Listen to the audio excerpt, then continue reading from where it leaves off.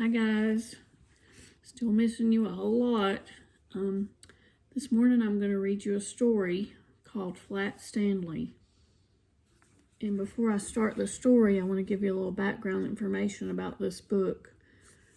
Flat Stanley is a fictional character, and he's been around for quite a while.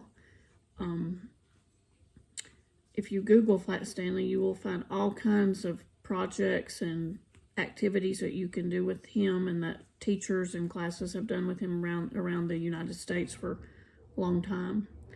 There might be games and everything else you could find that relates to Flat Stanley.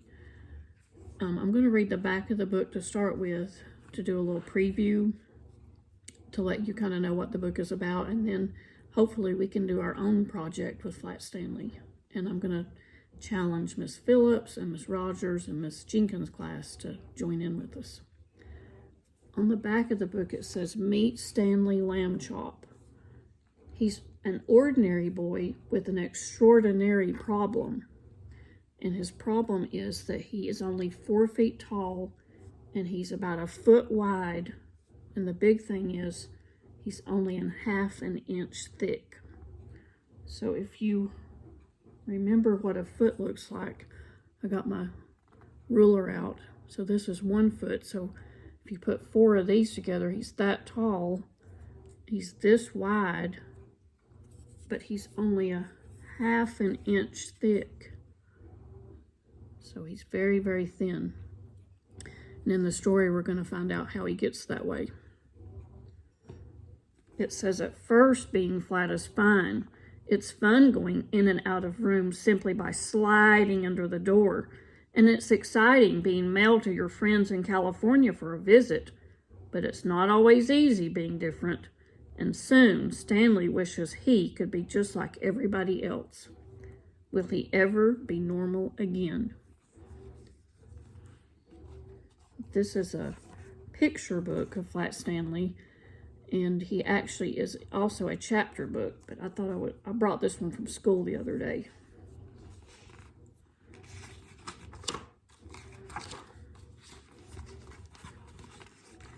"Hey, come and look," Arthur Lamb Chop called from the bedroom that he shared with his brother Stanley. Mr. and Mrs. Lamb Chop cared greatly for politeness and correct speech. "Hay is for horses, Arthur, not people," said Mrs. Lamb Chop. "But look," said Arthur, pointing. This is Stanley's brother Arthur. And then there are his parents.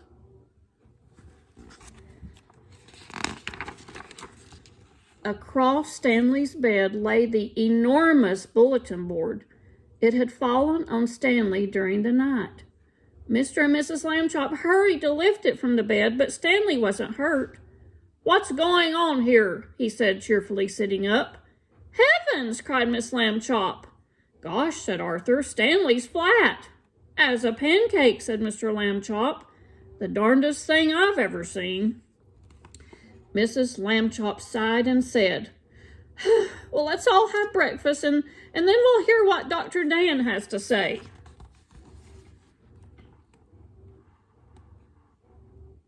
Look how flat he is.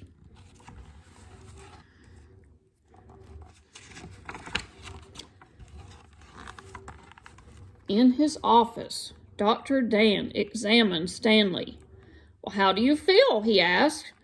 "Well, I feel sort of tickly after I got up," Stanley said, "but I feel fine now." "Well, that's mostly how it is with these cases," said Dr. Dan. The nurses took Stanley's measurements. He was 4 feet tall, about a foot wide, and ½ an inch thick.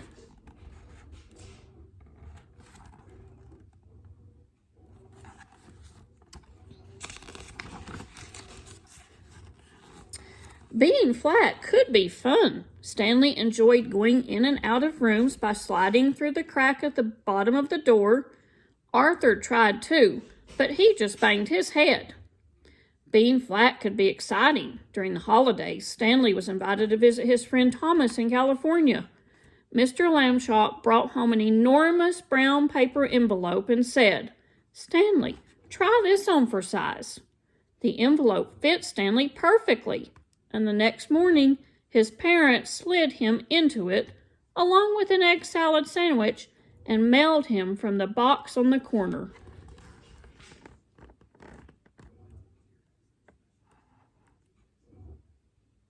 It's going into an envelope.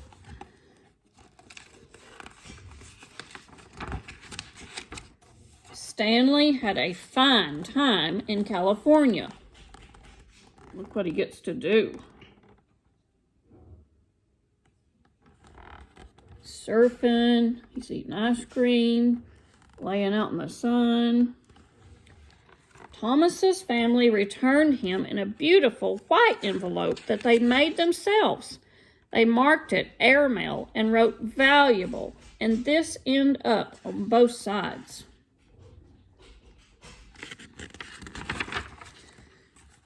In the park one Sunday afternoon, Stanley and Arthur watched some boys flying big kites.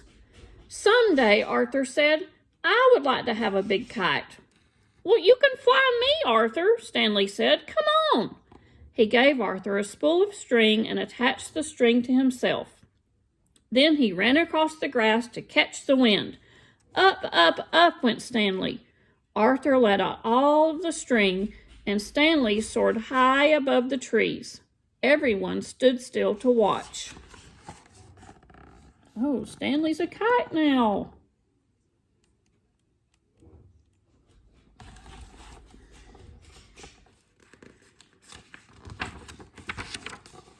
But, oh no, Arthur got tired of running with the empty spool. Wedging it in the fork of a tree, he went off for a hot dog. He didn't notice when Stanley became tangled in the branches of the tree. Half an hour passed before Arthur heard Stanley's shouts and climbed up to set him free. Arthur apologized over and over again that evening, but Stanley was still cross. Remember, cross means angry.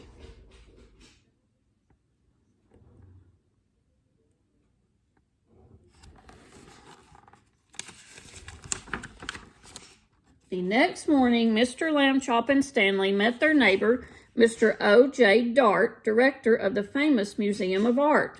Mr. Dart looked worried. "Oh, another valuable painting was stolen from the famous museum last night," he told Stanley and his father. "The police suspect a gang of sneak thieves. They work at night by sneakery, which makes them very difficult to catch." Well, Stanley had an idea. He explained it to Mr. Dart. "That's excellent," said Mr. Dart. "We will try out your plan tonight."